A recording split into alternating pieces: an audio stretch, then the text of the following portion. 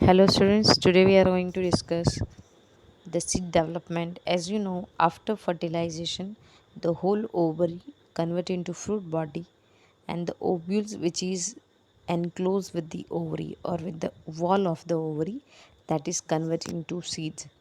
So here it is showing ovule. As you know, it is covered with the two layer, outer integument and inner integument. But here the main funda is that after fertilization, inner and outer integument is actually convert into seed coat togetherly, and mainly the function of the seed coat is to give a protection to the seeds. As you know, the inner integuments of the seeds, it is known as the tegmen, and the outer integument that is known as the testa. As you know, in the pomegranate seed, integuments become a fleshy and edible part.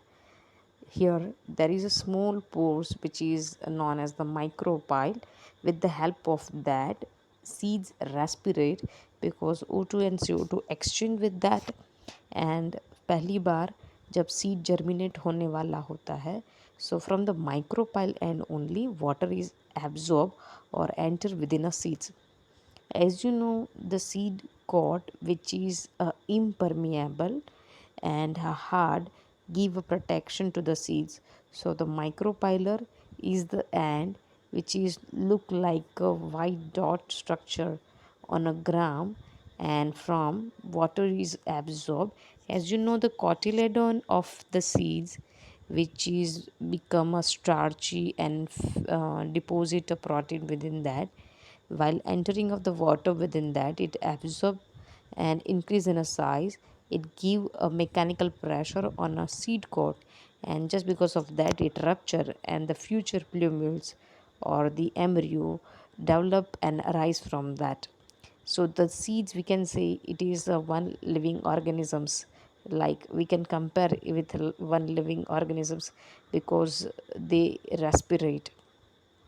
Slightly below the micropyle, that is the presence of the scare like structure, and that is known as the hilum. It is very prominent in a gram families. Here it is showing that the numbers of the seeds which is going to be produced.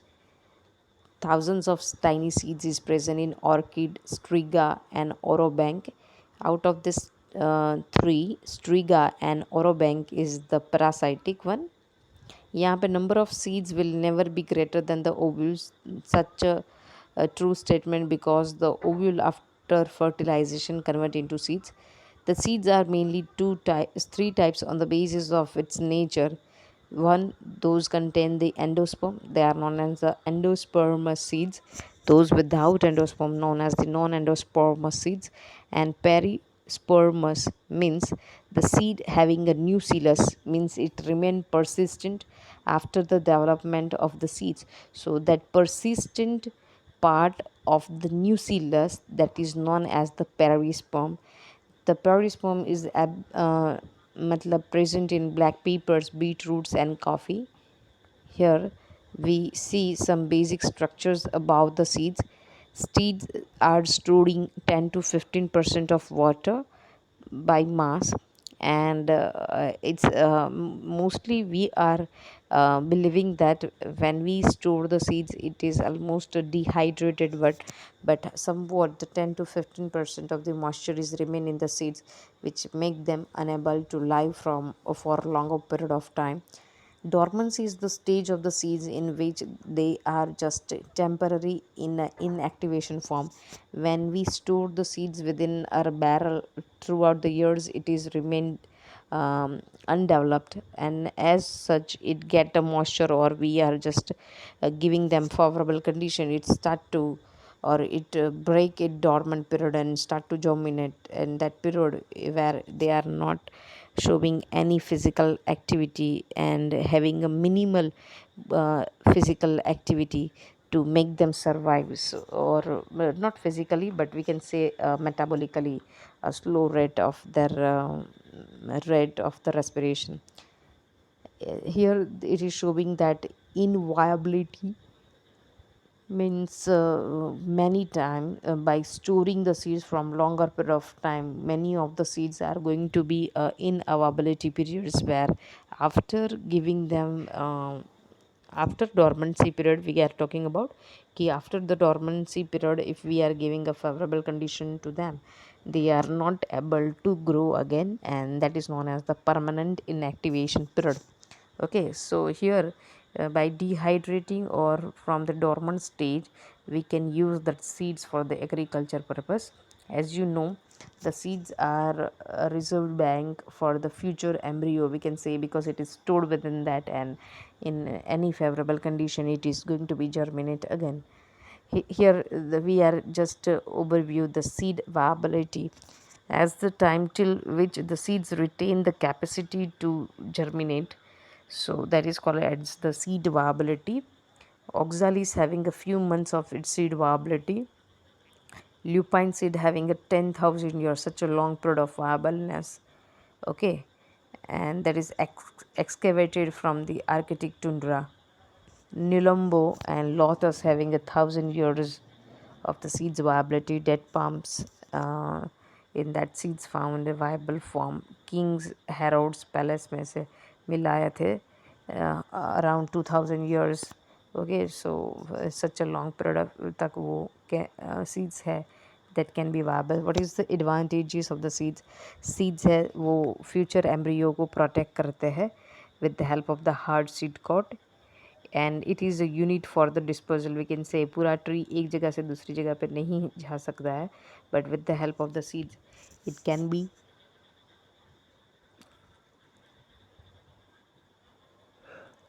transferred to the long distance and can be grow again, and it is the product of the sexual reproduction. And dormancy and dehydrated seeds are usually used for the agriculture, we can say. So after fertilization, ovary is converted into the fruit. So let us see with the development of the fruits. So here, as you know, the fruits which is after formation of the ovary, it is become fleshy and it is converted into fruit. So on the basis of the nature of the fruit, it is divided into the further parts, but let us discuss about the fruits structure. So fruits, majorly here we talk about fruits, it is enclosed with the outermost cover, that is the epicarp. The middle layer is a mesocarp and innermost layer that is known as the endocarp, and togetherly this epi, meso and endocarp, that is known as the pericarp, or you can say it is the fruit wall. After the fertilization, ovary wall is converted into fruit wall. Okay, so fruit, on the basis of the nature of it is in having a two types, fleshy fruits and dry fruits. So here about the fleshy fruits, epicarp, mesocarp and endocarps are well differentiate, that is seen in mango and oranges, and in dry fruits it is not differentiate into epi, meso and endocarp. Example cashew, mustard and groundnut. On the basis of the development of the fruits, it is divided into three parts: true fruits or eucarpic fruits, false fruit or pseudocarpic fruits, and parthenocarpic or virgin fruits. True fruits, which is after fertilization of the ovule, one of the ovule of the ovary, it is converted into fruits. So जो fruit formation में ovary involvement होता है, that fruit is known as the true fruits or eucarpic fruits. Those fruit without matlab along with the ovaries, the other parts of the flowers are responsible for the formation of the fruits. That fruits is known as the pseudocarpic fruits or false fruits. Here the example is the Pyrus malus and Fragaria visca. And parthenocarpic fruits, virgin fruits, जिसमें fruits are formed without fertilization by giving a treatment of auxin.